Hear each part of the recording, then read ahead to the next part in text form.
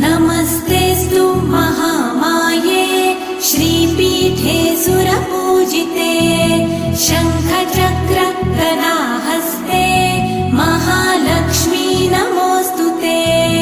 नमस्ते गरुडारूढे कोलासुरभयङ्करी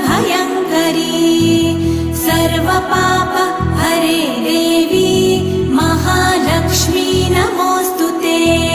महादेव्यै च विद्महे विष्णुपत्न्यै च धीमहि तन्नो लक्ष्मी प्रचोदयात्।